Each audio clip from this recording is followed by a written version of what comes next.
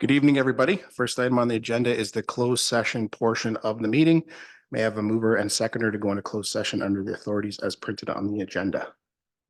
Councillor Gladden, Councillor Smith, all in favor? Motion is carried.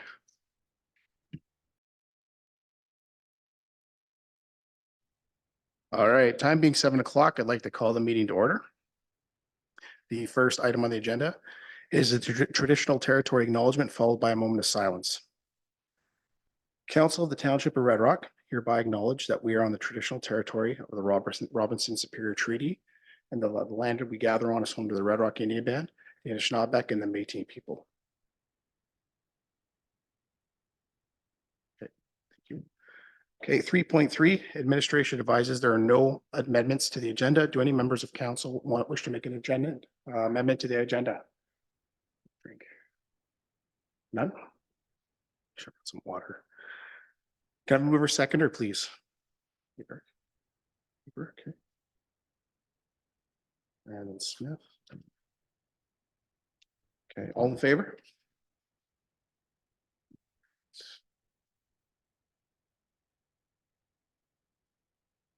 Motion is passed. 3.4, are there any declarations of interest to disclose? See none. Okay, 4.1, for the first presentation tonight, we have Staff Sergeant Moskal from the Nipigon OPP here to present the fourth quarterly report. Welcome.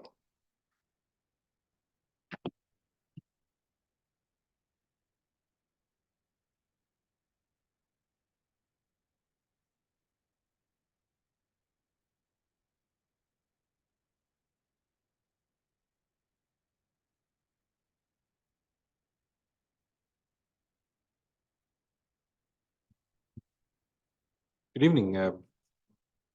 I see that we have the fourth quarter report here, and I was just hoping,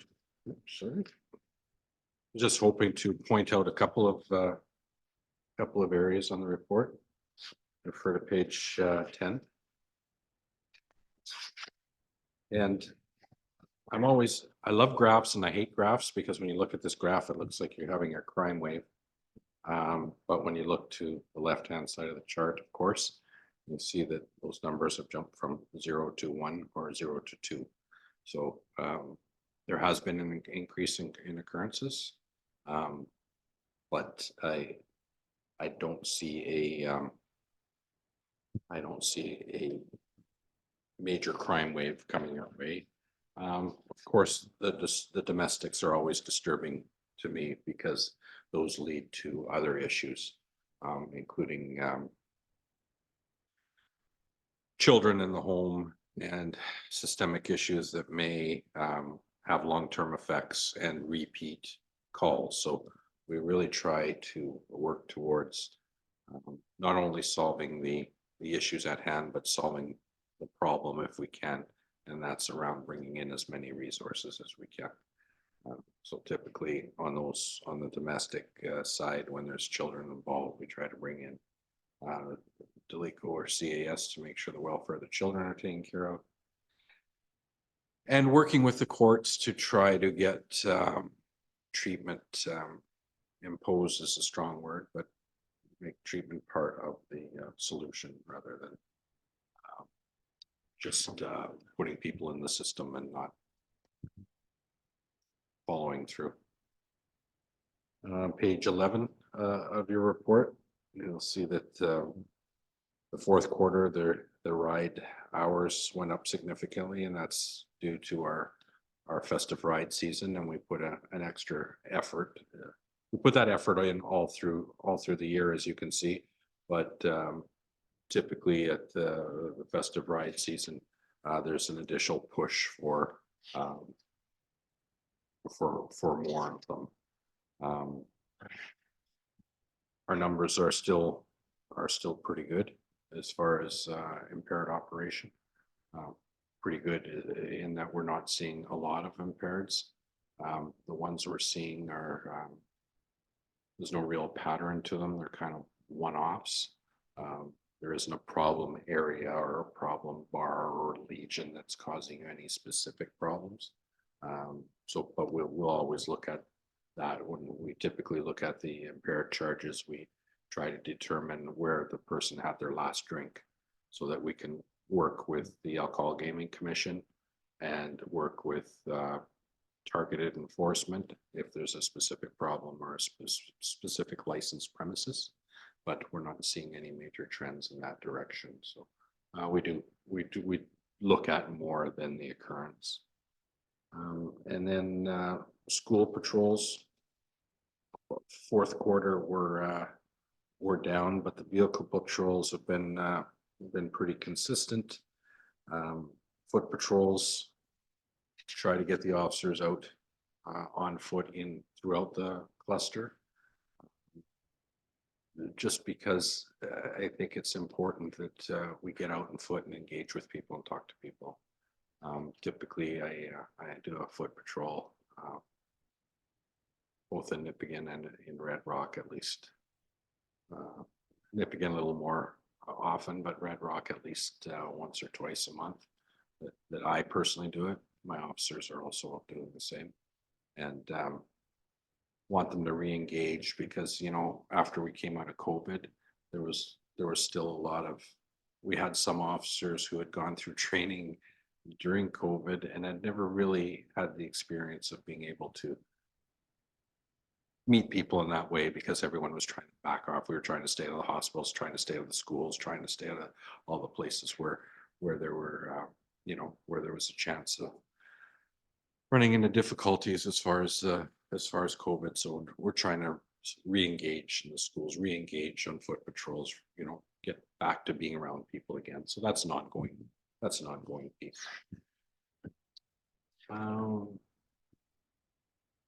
That's all I had to point out. If there were some questions from council, I'd be more than happy to. Do you have any questions from council? Mayor Robinson? I just have a comment about the foot patrols. So we did have a big barbecue once and they were surprised to see an officer on foot patrol, and he was welcomed and, you know, was just walking the streets, making sure, you know, everybody was safe. No one was going to drink and drive, and that, you know, that they were starting to do those things. So that was great to see. So I do look forward to seeing that some more and engaging with youth as well. Nice to hear. There's a lot of time being spent trying to get back into the schools. There's a lot of questions about school resource officers, and you've probably seen a lot of both negative and positive, especially down east on school resource officers. And I've never been a big fan of a particular school resource officer. What I try to do is I want all my officers in the schools. So that's kind of the push I have. I have one person that monitors that and keeps track of the stats to make sure we're doing that, and they report back to me. But I'm happy to say that our numbers in the schools are pretty strong, and I want to continue that. I think it's important for a number of reasons. I think all the officers have to be familiar with the schools, with the layouts, with who's there, who the teachers are, who the principal are, who the secretaries are. I think to have one officer doing that is I would say it's a mistake, and I don't agree with that approach. I want all my officers to be comfortable in the schools, and I want the students to be exposed to a number of the different officers, and a lot of them coach and do all those things. So a lot of them are known to the students, but I just want to keep those relationships going. Great, thanks. I appreciate everything. I see it up the North Shore, working with the board there, and I see a lot of what you're doing, and it's great with the schools. Thanks. Mr. Smith? The foot patrols you spoke about, is that more just like walking down Sauls, or is that just also inclusive of going to the schools? That'll include both. Yeah. We have I want to see specific school patrols, but I also want to see foot patrols. So my officers know that both those are expected of them. And that foot patrol can be in a hockey arena, right? That could be showing up at a hockey game. That could be at a baseball game. That could be, you know, it's just that get out of the car and talk to people, right? Any further questions from council? Well, thank you, and thanks for everything you're doing out there. All right. May I have a mover and a seconder to accept the report?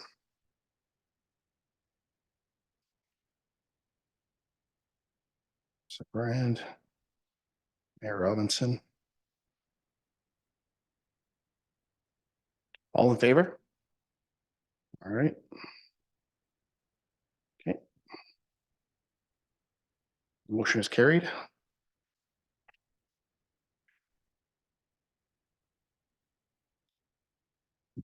All right, 4.2. So the next presentation we have Patrick Albert from Aqua to present the 2023 annual report for Red Rock's wastewater treatment plant.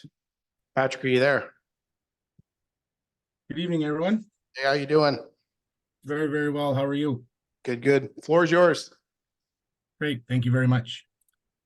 So we're just here to present the 2023 annual report for the wastewater treatment facility.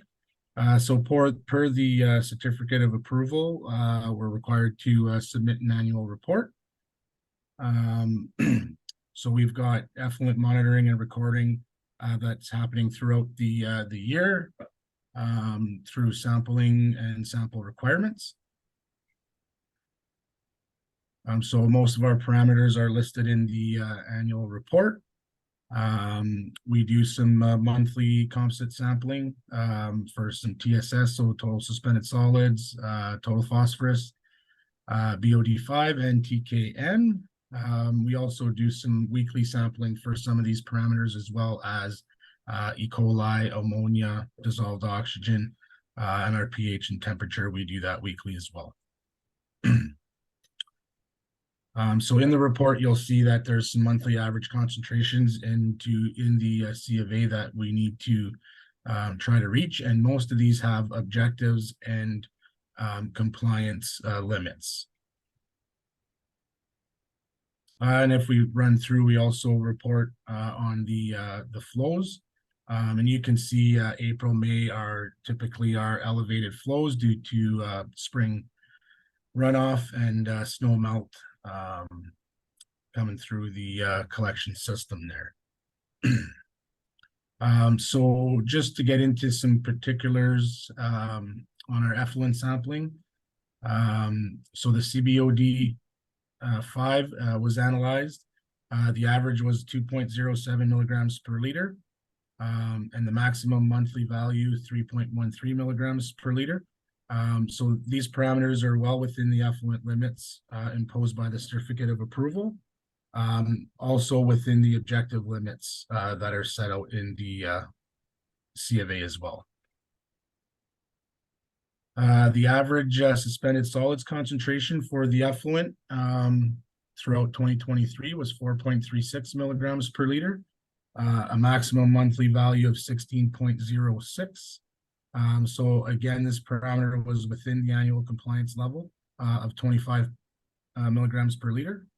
The objective for this parameter is 15 milligrams per liter. So the objective wasn't achieved for 2023. However, very, very close at 16. And again, continuing to optimize this facility as we continue with operations. The annual average for total phosphorus for the effluent, 0.43 milligrams per liter. We had a maximum monthly value of 0.74. So this parameter was within the monthly compliance level of 1 milligram per liter. This parameter has an objective of 0.5 milligrams per liter. So we didn't quite achieve the objective here at 0.5. Our maximum value during the was done during the month of January there.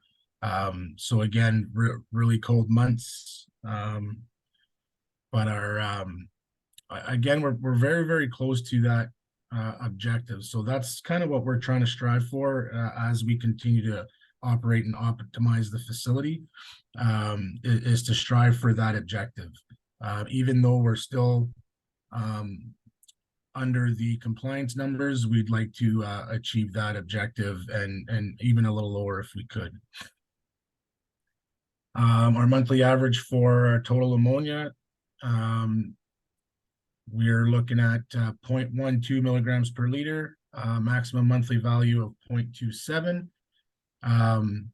this parameter was within the seasonal compliance level. So from April 1st to October 31st, 5 milligrams per liter is that limit. And November 1st to March 31st, 15 milligrams per liter is that limit.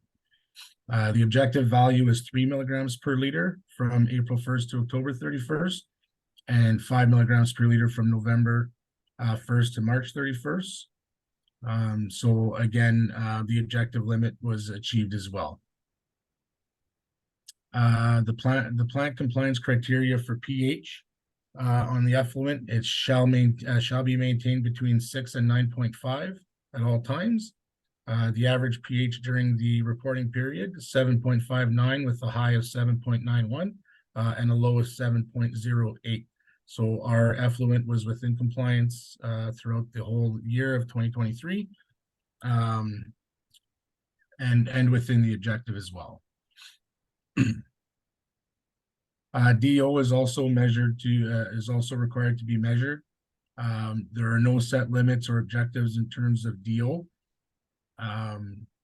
We are running around 9.8 with a high of 11.72 and a low of 6.71. Again, no specified levels for DO in the C of A. One item that, and one of the reasons why it's in here, is we like to look at that and see the process and the kind of limits that we're achieving, where we can optimize and reduce that air usage as much as possible as well, just to conserve energy. There's also a requirement to maintain monthly mean density for E. coli. So that is less than 200 organisms per 100 milliliter.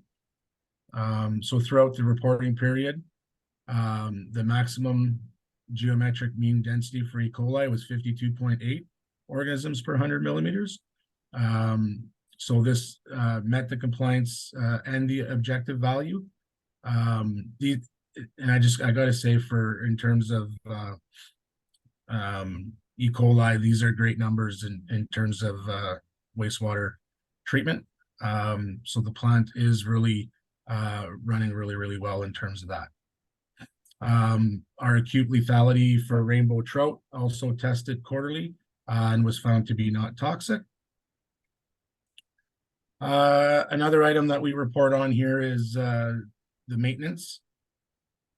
So we have, through our workplace management system, we have work orders that are included there that are getting completed at the wastewater plant on a monthly basis, sometimes quarterly, depending on maintenance schedules. So we continue to do that as we go forward. Some operational issues, mostly stemming from the commissioning and some items being delayed, are also attached here.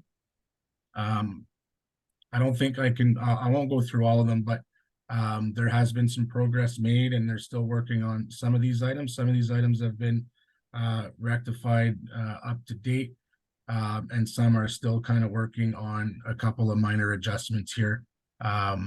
But the contractor has been working diligently to get these items rectified. Calibrations, we take care of calibrations for our flow measuring devices annually. They are all within calibration. They were conducted in September of 2023. We also have a sludge summary. So in 2023, we hauled 359.19 cubic meters out of the facility and into the beds. And this is done through the township. There's no expected changes at this time in terms of the sludge haulage. We also report on complaints and environmental incidences. And for 2023, there were no community complaints that were reported. Also, no environmental incidents reported for 2023 as well. There were 2 bypasses. Both were due to a failure in a pump. One was in April, so again during that wet season, spring thaw, And then the second was in May.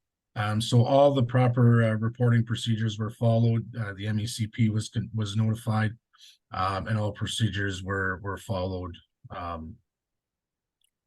as they should. Thank you very, very much. That's pretty much the report. All right, thanks, Patrick. Any questions from council?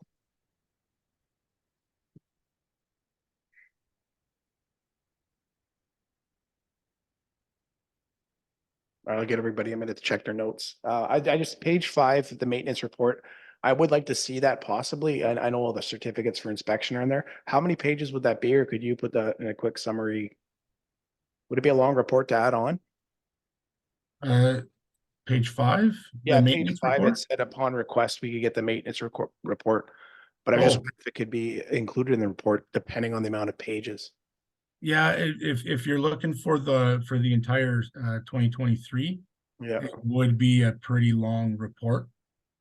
Okay. However, what we could do is I could suggest that we start adding maybe per quarter to the quarterly report. And Yeah, then just, I wouldn't mind that seeing, way, yeah, just like a list of what's done monthly, and that's Yeah. it. I don't need to see the check marks, everything. I'm just curious what's on the preventative maintenance. That's curiosity. And then page 6, so you did mention, you touched on it. So the deficiencies are being looked at. They're being taken seriously by our contractor. So I'm happy to see that. Counselor Smith? Yeah. Just a quick question with regards to the general chain of custody forms. I did notice on a couple of them, there were some changes done, like the shipping reference number in one of the forms, and then the date on another form. Do you typically initial those changes so we know those changes are made at the time and not afterwards? typically, yes. Because I noticed there was no signature or no initials to the changes that were done on there. The Yeah, one- typically, or if there's an issue with the chain of custody, the lab will contact us. Yeah, And then we'll have conversations with that at the time as well, because they won't process anything if they see anything kind of out of place.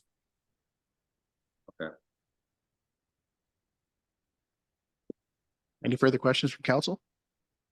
All right, thanks, Patrick. May I have a mover and a seconder to accept the report?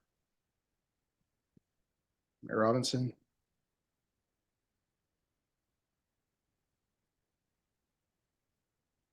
Gladden? Okay, all in favor? All right. All right, thanks very much. Thank you. Have a great evening, everyone. Okay, so motion is carried. All right, we're on 5.1.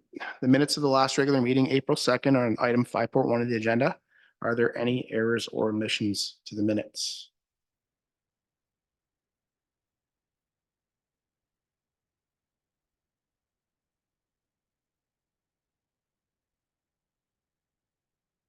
I see nothing.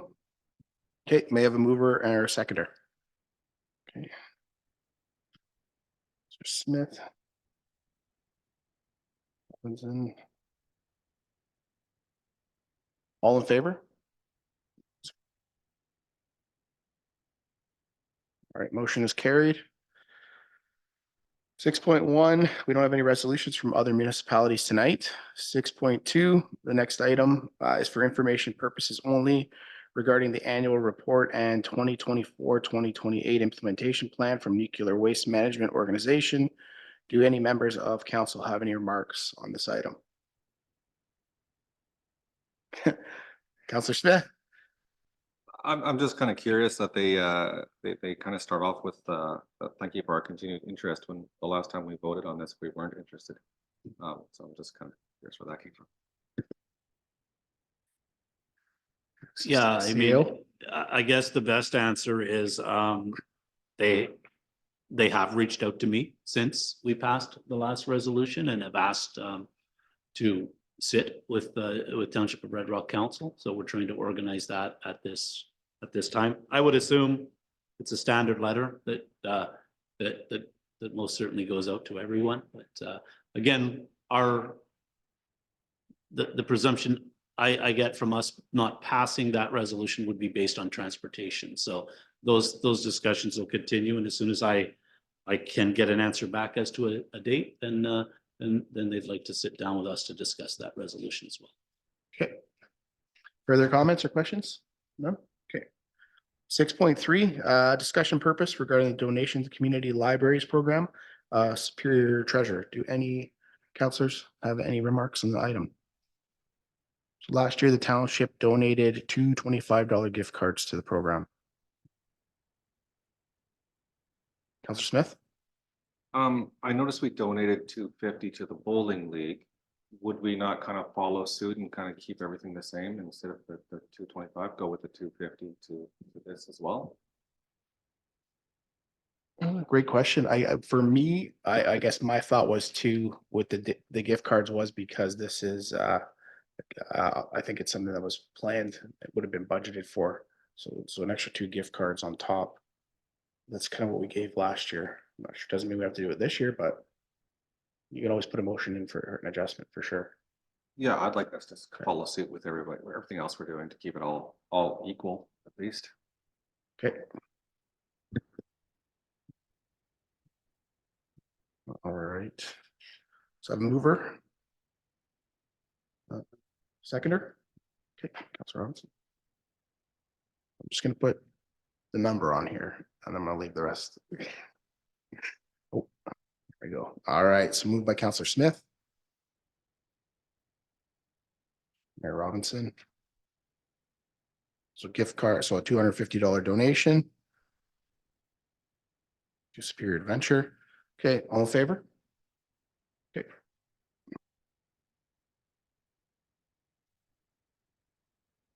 All right, motion is carried. 6.4, the next item is for information purposes relating to the 2024 NOMA Conference draft agenda. Do any members of council have any remarks on the item?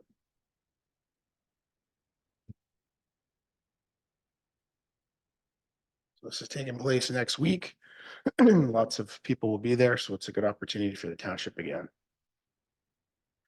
All right. 6.5, information purpose only for TC Energy regarding the annual inspection programs in Northern Ontario. Do any members of council have any remarks on this agenda item? I just one question to CAO. Do you get phone calls when this is going to happen? Do you get any notices? No, I None? don't. Okay. Okay, that was it. Okay, and if there's no further questions, we'll move on. 6.6.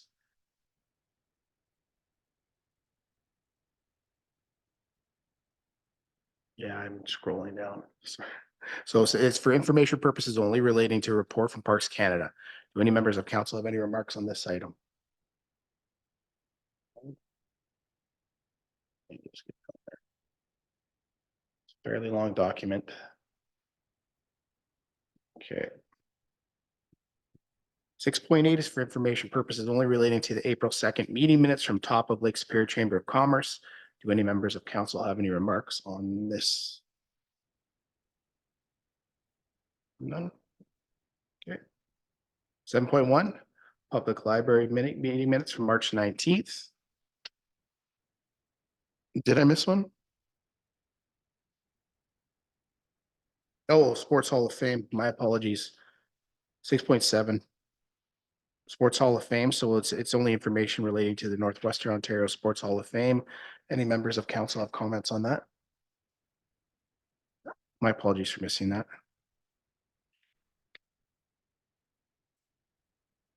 Okay. 7.1 are meeting minutes from the Red Rock Library Board's meeting on March 19th, 2024. Do any members of council have any questions? See none? All right. Is there a mover and a seconder to receive the minutes? Smith. And then all in favor?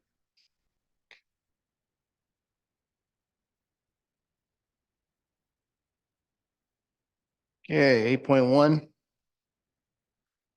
is a report from Community Development Officer. Do any members of council have any questions? They'll be directed at Mr. Figley meeting tonight. Councilor Smith. Do you know where we're at with regards to the arborist? Yeah, I do. So Ashley has reached out. I know she's talked to, I believe, 3 different companies. To date, I believe 2 have been in and had a look generally at what we're looking for to be able to provide quotes. So the process is ongoing and she's looking at that at the moment. So, Do you think we'll be on track though to have somebody in by I think we'll be arborist on. season? We'll definitely be on track to have a plan for sure, and that's the goal, right? I mean, getting quotes on and recommendations on what we can do. So that is the plan to have something in place for this year. Any further questions? No, I just had one question, Mark, and then you don't have to answer it right now. It's just for the recreation center, when you're looking at number 1, the retrofit program. Was the lighting part of the renovation over at the arena? Are we replacing any lighting in there? And that doesn't have to be answered right now. Yeah, I'd have to get an answer on that. I do not believe Okay. so, but I'd have to get an answer on that. I do know the contractors were in today and they're Mhm. beginning work tomorrow. So Okay. they will be at the facility starting work tomorrow, but I can get an answer onto the lights as well. Counselor Smith? Regarding the waterfront development technical design report, do you know where we're at with the funding? And the request for proposal, what's number 8?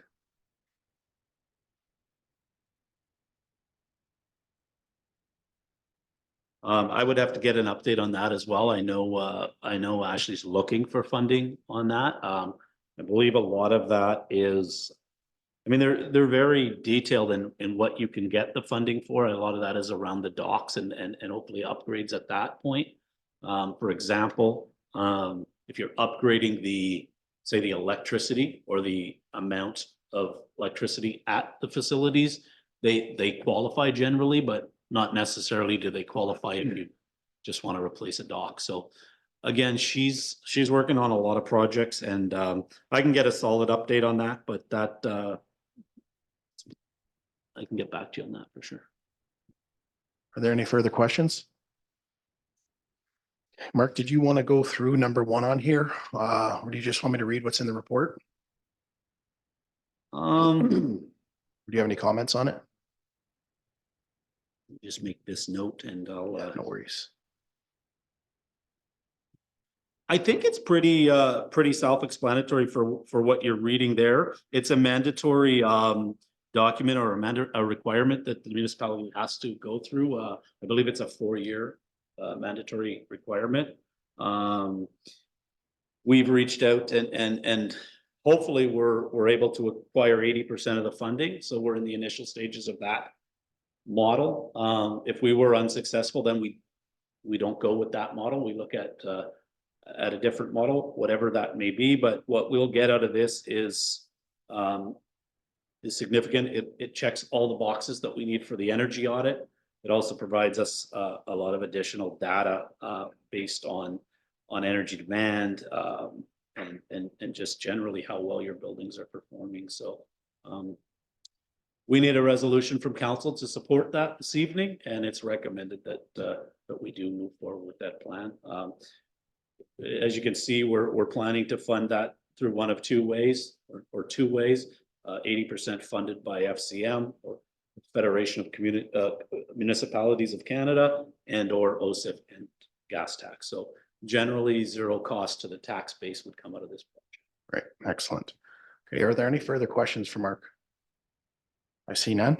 So is there a mover or seconder for motion to support the submission of an application to FCM Community Buildings Retrofit Initiative, GHG Reduction Pathway Feasibility Study to conduct energy audits and building condition assessments of its facilities with recommendations, Class C cost estimates, and GHG reduction pathway scenarios to support the development and implementation of our municipal energy conservation and demand management program to cover 80% of the project costs or approximately $100,670.50.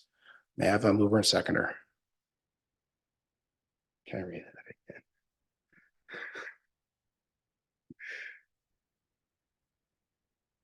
All right. Counselor Gladden, Mayor Robinson, mover and seconder, all in favor?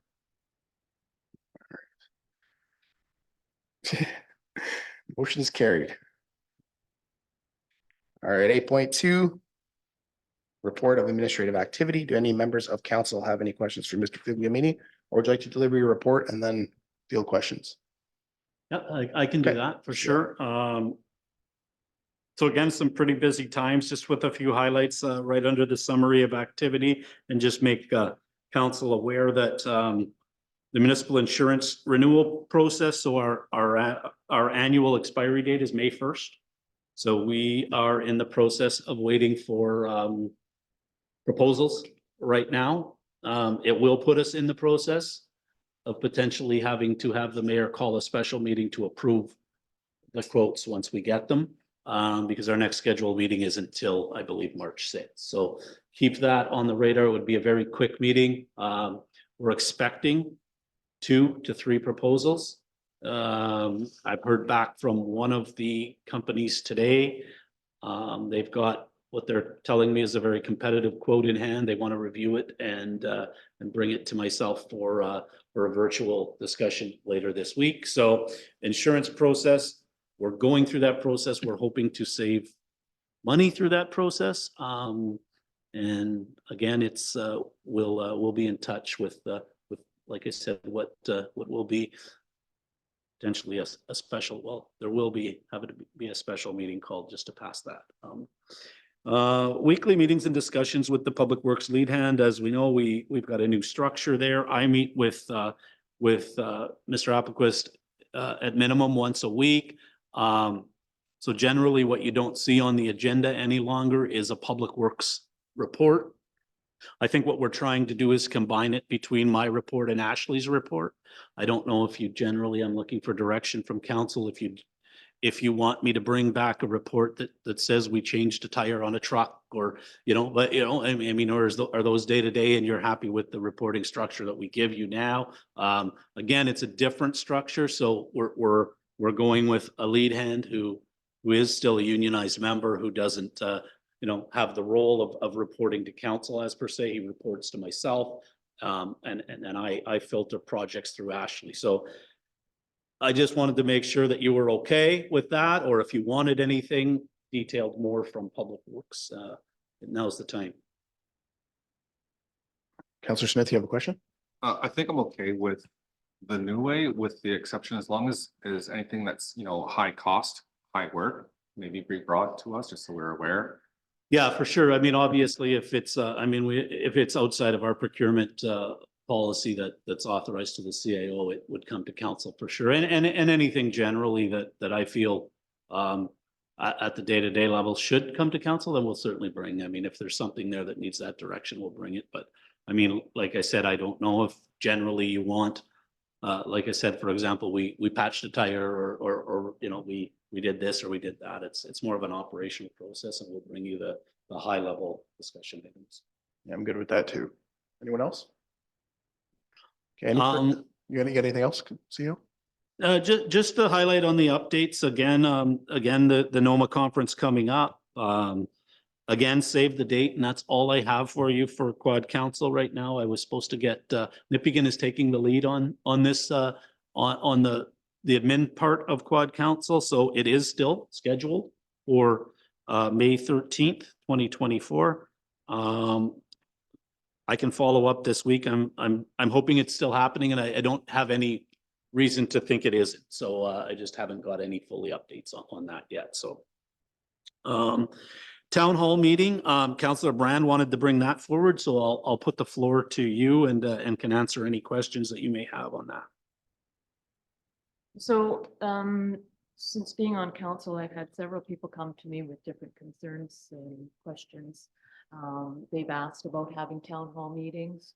And when we had our candidate tonight, that was one of the questions that Sumi had brought forward to us. And at that time, we had agreed that as if we were elected, we would bring forward having a town council meeting.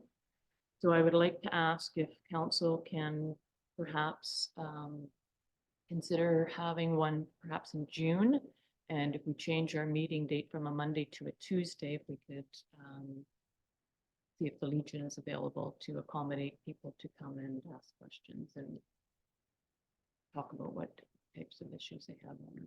And Counselor Smith? I'm good with the town hall. Don't care about the date. All I care about is the structure. So as long as it's clear that there's no insulting, no foul language, no violence, no, everybody acts like an adult. And their questions are kept to, 1 or 2 per person so that everybody has a chance. I think I'm totally good with that. I just believe we need a structure to it, and that, it's not a propaganda flinging, free for all. Yeah, I'll definitely, Counselor or Mayor Robinson, sorry that, no, I'm sorry. Go ahead. Called you Counselor Robinson. I said. That's okay. If we're to have a town hall meeting, usually there would be 1 or 2 topics, so administration would be able to be prepared and have most of that information, because as great as administration is, you can't just have things right off the top of your head. It'd be best to have it, the information on hand, especially if council's going to be there, then we would have as much information as we have to provide to residents if they have questions. That's my only suggestion. Counselor Brad? The people want to talk about different issues, and I understand what Mayor Robinson is saying. And what I've said to people is, if a topic comes up that at that time we can't address, that perhaps through admin, we could address, like, once we find that information, it could be put into our newsletter, the answers to that. But people have lots of stuff they'd like to talk about, so I don't think we should pigeonhole them into a few things. But again, being respectful at these meetings and, understanding that we may not have the answers right off the bat. Counselor Smith? I understand where Councillor Bond's coming from. However, I think if we can keep it to a few topics, otherwise we may be there all night. So we need to be cognizant of everybody's time as well. So we should try to keep it, structured. Counselor Brad? And I agree, but I think if we have a time limit and you're, like you had said earlier, you allow each person to maybe have 2 or 3 questions, 1 or 2, whatever it was, and you keep it in that time frame, and if if you said it's 2 hours and it's 10 to 8, we start rounding up and that, but yeah, I think, the taxpayers are who we work for. They voted us in, and they should be able to discuss whatever they would like to a degree with, there's certain topics that would be off limits, and that's my opinion on that one. So I guess my opinion as well too is I'm total agreement with Counselor Smith. There's got to be, and Mayor Robinson, there's got to be a structure involved. We have all of our meetings are online. They're all televised. The meeting minutes are all public, and I continually see on Facebook false information, and it's a small town. Therefore, I mean, for me, the best place, like I come here at 6 o'clock, not a problem. I can meet with people that have concerns. But when you're looking at what's on Facebook, clearly people aren't watching the meeting. So we could end up at an unstructured meeting and answer all the questions that are right in the meeting minutes. And again, we were looking to have an open house anyway with regard to lithium ion, but I definitely would be looking for a structured meeting. Another thing too is when people show up, I'm thinking they're going to expect answers. So even with regard to when you look at the land, everything was submitted, so you had answers for people. Then they can come up and ask the same answers they had, right? And it's proctored as well too. So I have no problem doing that at all. But again, too, all the information's out there. If there's concerns, people can always, and deputations are always available too for council as well too. Any further comments? I'd like to speak to it. I guess what I need is some dates, if that's the direction of council, some potential dates and an agenda right? And a structure, because I've been involved in many town halls over the years, some good, some bad, and the ones that have structure work. I mean, for example, I mean, for somebody to come up and ask a question, is it going to be fielded by council? Is it going to be fielded by admin? Is it full off the floor? We need a structure. I mean, obviously, the admin piece, I mean, our emails are public, our cell phones are public. We can answer any question at any given time. I think the town hall structure can be very good at times, but generally speaking, if you're going to get random questions that you can't answer, it just really doesn't make a lot of sense. So I think the key is set some dates and provide a structure that we're going to follow, and then admin will put that together. Why did you suggest June? I think that's too early for a town hall. There's a lot of organization, I think, that has to be put into a town hall. Especially with, you know, an agenda and if you want to have people maybe even submit questions that we could somehow put on the agenda. I just said June, as an example, but July and August, people are gonna be on holidays, so it's just a suggestion. But, and I'm thinking what we could potentially do is say, instead of having an, council meeting that night, we move it to the Tuesday, and that would be our council, presence.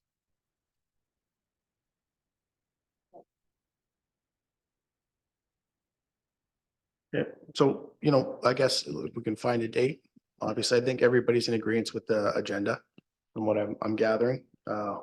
Definitely there'd be an agenda, and that would kind of be that. And again, like it's out there again, if there's questions, you know, there's 5 council members, and people can always approach council. It's a 24-hour job, so. Yeah, and then just the structure of who's going to answer what, because I mean, from an admin standpoint, I mean, if we're gathering information, I mean, a general question you're going, you know, I mean, you possibly could get is, let's be honest, I pay way too much taxes. I mean, how do we answer that question?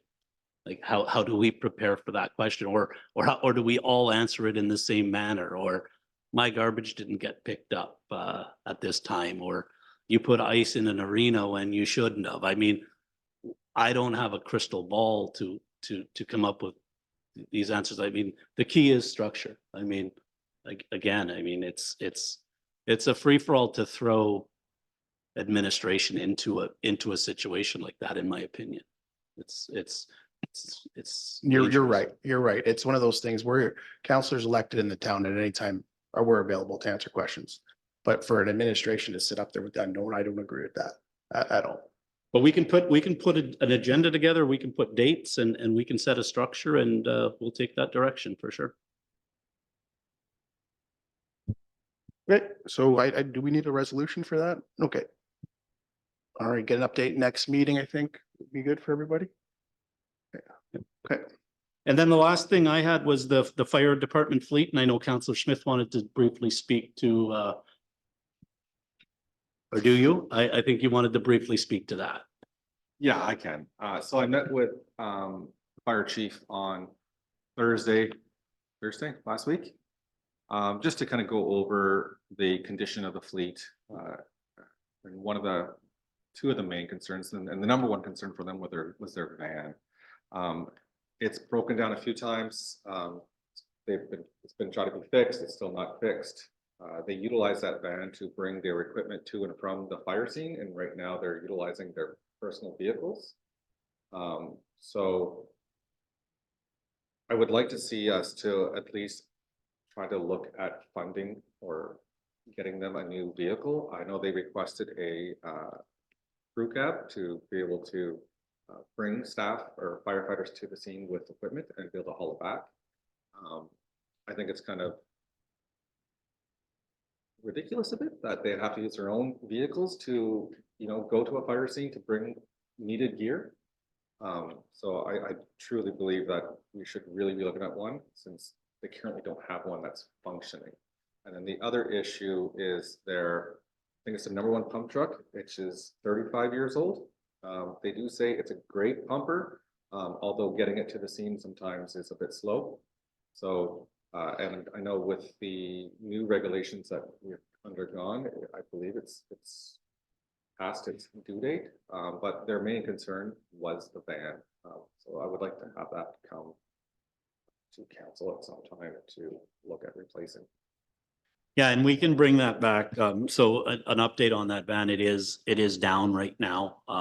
There is, it was in for an annual safety and we haven't seen it since. They've been struggling with some issues on keeping it running. So we're working our way through that, but I mean, I guess with the direction of council, we could look at options of new vehicles. I think our fleet is at that level already, not just fire department, but right through the municipality. I mean, for lack of better words, it's been a neglected piece of our infrastructure or our assets for many years. We're struggling at times to have the vehicles back and running at and they're old, right? They're old. So we can look at that option. I did speak with the fire chief as well as some captains earlier today about the use of personal vehicles, because it was kind of the first time that I've heard that discussion. And I think there might have been a little bit there. A lot of them will respond with personal vehicles. I think the township, I know the township has purchased green lights for a lot of our vehicles, because sometimes instead of coming back in, you know, if you're at camp or they will respond. But generally speaking, you definitely need that van, or maybe not that van, but some kind of a vehicle to replace that van. So we certainly have to look at what we're spending on repairs, and it's significant amounts of money. And it's time to seriously look hard at all that. I can bring options back to council. One of the best options for something like a van that I've found in a previous community that I've been involved with, we purchased a pickup truck, quad cab pickup. It can carry 6 or so firefighters to it, and you retrofit the back or the box with but again, they cost money. I think as we tie that in, though, I think we're at the point that we have to start looking at that. So Yeah, no, I agree too. The reality is a couple of years ago, they started putting money aside to carry it forward for capital. And we just don't give them enough to carry forward. So by the time that plan comes to fruition, it's gonna be another 20 years. So at some point, the municipality is going to have to procure something and we're gonna have to finance it. We're gonna have to. Mike Smith. Yeah, no, just to what I was saying for the van, in my discussions, they did bring the van to another shop outside of town. And then they went to go pick it up and they didn't get far, and then had to take 2 hours to try to get the van back to that shop that's not in this town. So I think it's imperative for a first responder and especially for equipment that's needed at these scenes, that we address these issues sooner than later. yeah, no, for sure. So noted. And I mean, I mean, the heavy duty equipment, it's old. It is challenging at times to repair, but I think holistically, we got to look at the overall process of how we maintain our fleet, how we manage our fleet, how we rebuild our fleet, and how we service our fleet, because you can get into significant costs, and we all know that. I mean, every dollar we spend is it's tough, right? So, but we'll bring back some options for sure. Awesome. Thanks, Mark. Yeah, again, it's getting drier out there in our fire departments. They've done everything they possibly can for these vehicles, so it's time we get them. Any comments from council? Councilor Brand? And just a question, a bit of a concern, with them having to use their own vehicle. How is that really telling for liability for insurance if something were to happen? They're not using their own vehicle as per se, but if somebody's at camp, say, and they're out. They're not driving all the way back to the fire hall if the accident is on 17 right there, kind of thing, right? So, but that's been a standard practice, and it's a standard practice anywhere. I mean, we're still not insured. I mean, we're not insuring their vehicle, but they generally, if for example, somebody was, I mean, the fire chief represents both communities. If he was in Nipigon, say, at a meeting, and we had a call on 628 at the front end, he's going to respond to that call in his vehicle. He's not going to drive all the way back into the fire hall to, I mean, first of all, they'd already be on scene. So it does happen. It does happen. I gotta look into that, but I don't feel that's an issue. It's not like I don't believe anyway in discussions that they're going to the fire hall and loading their own vehicle to go to a fire. That's not the case. Councillor Smith? Okay, that could be a misunderstanding from when I was speaking with them, because without the van, the way to get the equipment to the scene is using their vehicle. So for me, in my understanding and speaking with them, if they needed something that they didn't have at the scene, they would have to use their own personal vehicle to get it. That's my understanding based on my conversations. And again, I could have misheard, and it could be a misunderstanding. I'll confirm But that for that's sure. what I'll was confirm that. Yeah. Confirmed to me. Yeah, I will confirm that. All right, thank you. And I'll check on the liability issue as well. So. Thanks. Any further questions for the CAO? All right, we're gonna do back-to-back resolution because I forgot one. The first one is to accept the report from the Community Development Officer. So may I have a mover and seconder? Mayor Robinson.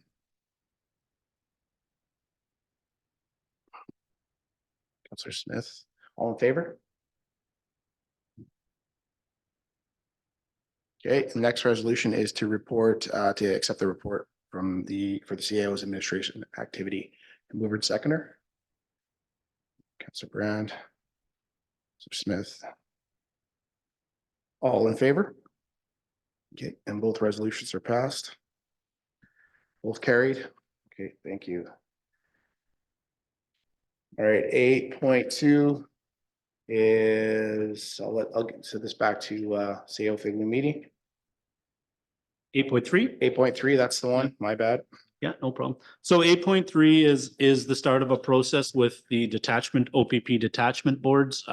We brought to council a while back, maybe 2 meetings ago, to talk about an appointed member of our council. The direction was to appoint Councillor Muir. This is just a resolution that starts that process.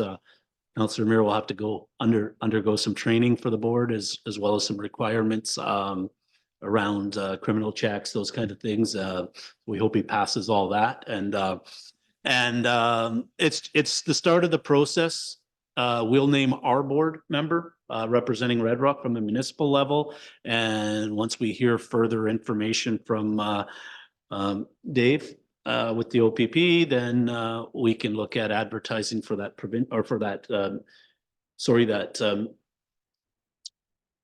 citizen member. So that citizen member represents Red Rock, Nipigon, and Red Rock Indian Band, as well as Dorian, and then an appointed member from the province. So this is stage 1 of the process. I can take this resolution, I can send it to the OPP detachment board, and the Township of Red Rock has met their compliance to name Councillor Muir to that board. Any questions? All right, can I have a mover and seconder to appoint Councillor Gord Muir to the Township of Red Rock OPP representative for the detachment board? Mayor Robinson.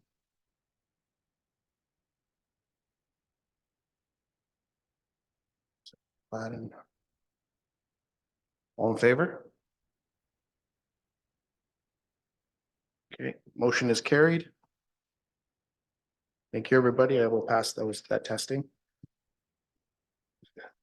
All right, 8.4 is the report on the auditor fees agreement provided by BDO. Do any members of council have any questions for Mr. Figliomini? Councilor Brand? I'm wondering, did we do a request for proposal, or did you just contact Grant Thornton? So the direction of council at the previous meeting was to contact Grant Thornton directly. That's what we did. So we put out a request for a quote. So we ended up with the two quotes that we have. So well, sorry, we ended up with the one quote that we have there. We did hear back from Grant Thornton. Initially, we had a meeting and we never did hear back from them after that. So we didn't put out an official tender. But there is two companies, Grant Thornton and BDO, that handle municipal audits. And we've reached out and did our due diligence as directed by council to talk to both of them. And we're bringing back the quote that we did receive from BDO, who's been our auditor for numerous years. So that was kind of the process that we were directed to do. Councillor Brad? So the municipal act says that you're not supposed to, that an auditor shall not be appointed for a term exceeding 5 years. And then from Rosalie Evans' report back on April 5th of 2021, she had also brought that to the council's attention that we needed to look at new auditors. And I know MNP also does municipal audits. So we've had BDO for many years, and I think we should be looking at maybe reaching out to Grant Thornton or MNP. We did reach out to Grant Thornton. So we did reach out to Grant But Thornton and we maybe follow up, maybe. cannot reach out to M&P because we use M&P internally for a lot of our internal. So we work with M&P based on an internal. So I mean, for the M&P to do our outside audit, we use M&P for a lot of internal advice, and That'd be a conflict of interest. it'd be a with doing the conflict, audit. yeah. So and I can't speak to a report that Rosalie Evans put, and I don't think this council can. That would have been long before my time, and we're not exceeding a 5-year deal. It's actually a 4-year contract if you think about it, because 2023 is already in and committed. So like I said, when we started the process, I've reached out on 3 different occasions now to Grant Thornton. I think I reported that this process was probably going to go this way. Everybody's short-staffed. This secures us an auditor for 4 years. I think I'm recommending it as the preferred option. It secures your audit. There is value in having, in my opinion, in having BDO back, and they do switch up their people quite regularly. Very rarely do we see the same auditors over into a 3rd year. We might see the same manager on the file, but we don't see the same auditors. Auditors are the entry level, usually accounts that they usually get promoted after a while. Every accountant I've worked with started off as an auditor. That's kind of the cycle. Any further questions with regards to this? Okay, could I have a mover and a seconder? Oh, Councillor Smith, I have to ask a question. if that's okay. Is it typical then for that length of contract, or do we normally have a 3-year? No, you could, we could have 2024 isolated by ourselves if we like. I mean, I could go back to them and say that we want to secure their audit for 2024 for the going price. I could go back and say 3 years. We could do that. What they won't guarantee is the pricing based on the following years, because And that's the risk that we're gonna have to take if we choose to go, to appease everybody. So. yeah, so exactly that. So we could look at this from many options. The recommendation is what would be 2024 through 2027. Like I said, 2023 is complete, right? We could go back and say, listen, we want to secure you for 2024. They can't guarantee that price. Or we could say, okay, well, we want 3 years as opposed to, in essence, 4, which is what it is. I mean, we could take I guess I can do whatever I'm directed to do. Okay, so here's what I'll do. I'll put the resolution on the, we'll vote and see where it goes, and then if it doesn't pass, we'll come up with further direction. So we're on. Where are we? 8.3. All right, so 8.4, so mover or seconder for a motion to enter into a 5-year agreement with BDO Canada LLP for annual audit services for the 23 to 2027 calendar years. Gladden. Robinson. All in favor? 2. Okay. I'm abstaining on this one because I want more information. So You should call for the opposition vote then, so we know where we are. Yeah, well, I'm not gonna vote opposed. I'm gonna oppose the vote right now till I get more information. So I'll pass the table. So the resolutions on the 5-year agreement is tabled, is declined. Would we have a resolution on a 4-year agreement? Or 3-year agreement? Are we resolution on a 3-year agreement? Okay. Yeah, absolutely. Mayor Robinson? So, between Grant Thornton and, BDO, we've had them for the last however many years, both of them, right? So the thing is, we can't go to an outside agency, say Kenora, Dryden, Toronto, Sault Ste. Marie, because they have to come into the office, do they not?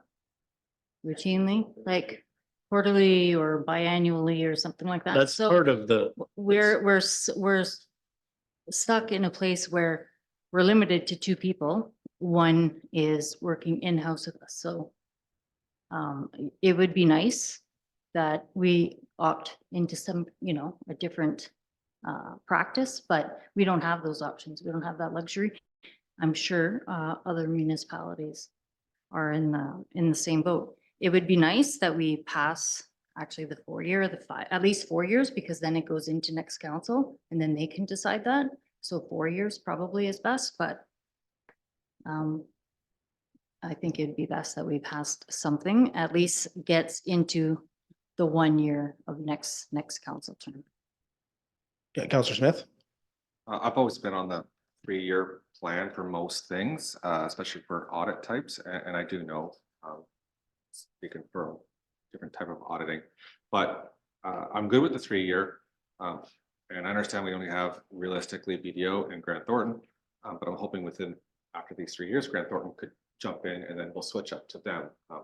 Being those 2, could we utilize MMP for the internal? That's just my preference from my side of the house. I just don't like to go more than 3. yeah, no, I can, Understood. I can certainly go back with 3 years. That's not a problem. And I think I gotta speak to a little bit more of the process. I mean, I don't think that Grant Thornton doesn't want to take the business. It's an industry like any other right now. They don't have, neither of them have the capacity to take new clients. So what they're doing is protecting their existing clients.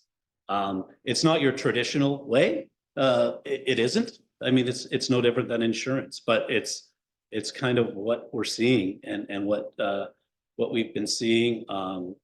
You can follow it through NOMA, you can follow it through AMO, you could see the discussions, how everybody is lobbying to try to make insurance more attainable, auditors more attainable, and price that way. So, but certainly I can go back to BDO and say, listen, whatever the direction of council is, if that's a 3-year deal, that's 23, 24, 25, based on these prices. I can't say that they're gonna guarantee the prices, but I can go back to them and see that. I mean, if the direction's to go back to Brent Thornton again, then, I mean, like I said, I mean, I take the direction from 3 members of council, and if that's what you tell me to do, I'll do it. Okay, so I'll put the resolution on to amend this for 3 years. I'm gonna put it up for vote again. Council approves to enter into a 3-year agreement with BDO Canada LLP for audit services for years to be determined by C. So it would be, so Mark, would that be 23 then to 23, 24, 25? Okay, so it'd be 24, 25, 26. Yeah. Or, Well, it's written as 23 because, but 23 is done, right? So Right. it's because that was the fold over in the last contract, right? Okay. So. yeah. All right, so council approves enter a 3-year agreement with BDO LLP Audit Services for 24, 25, 26. I have a mover and seconder.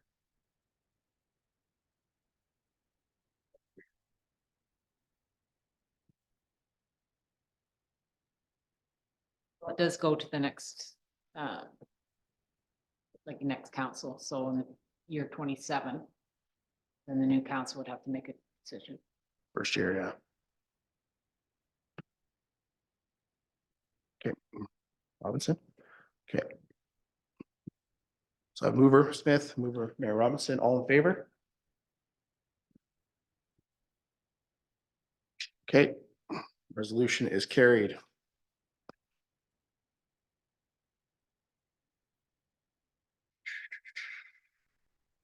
All right, 8.5. All right, next item, 8.5, report on tax write-off for property vested by Township of Red Rock. Do members of council have questions of Mr. Figliamini? Councilor Smith? Do we know what the estimated value of that property is? Because I see what the write-off is. Like I see that, it's clearly written in front of me. What I'm asking, because we're looking at trying to recoup, we want to write this off and then sell it to recoup it. So I'm just curious, what would we have an idea of what it's worth? Yeah, I believe it's not gone through the process with MPEC yet because we've knocked a house down. So an average empty lot like that is probably MPEC assessed at around 10,000. But traditionally, we've been the municipality sold empty lots anywhere in the range of 20 to 25,000. So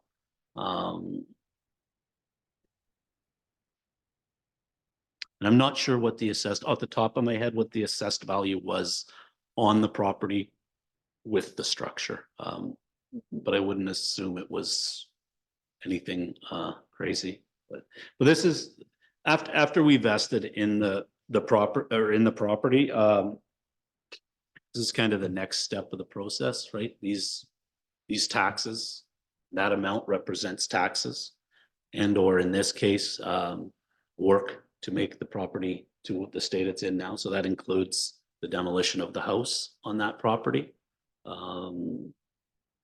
At which point then we write those taxes off, put them into a different account and sell that property and hopefully offset that. There's a few more steps to the process where you can go back to the school board and apply for your portion of taxes back, this and that.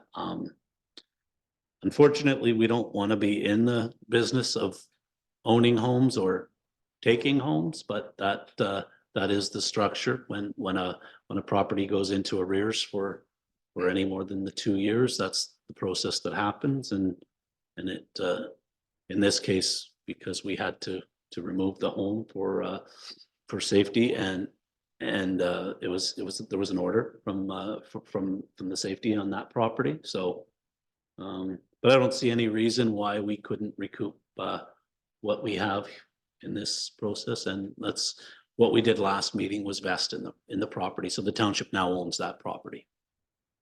Any further questions? No. All right, is there a mover and seconder for motion to approve the tax write-off for the property known as 419 Highway 628, concession 4, lot 3, in the amount of 17,610 and 50 cents? Glenn Robinson.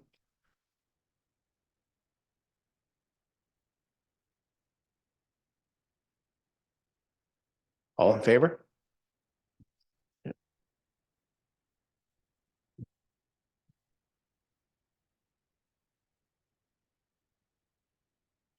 All right, 10, we have no new business. 11.1, 11.3 items under the agenda are under unfinished or relating to EMS consolidation, OPP detachment, Red Rock Hockey. Does the CAO have any updates on these items? None? Okay. There's no questions on any of that. I'll move on.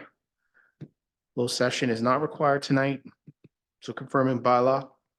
Next item is bylaw to confirm proceedings of council. Can I please have a mover and seconder for motion to pass bylaw?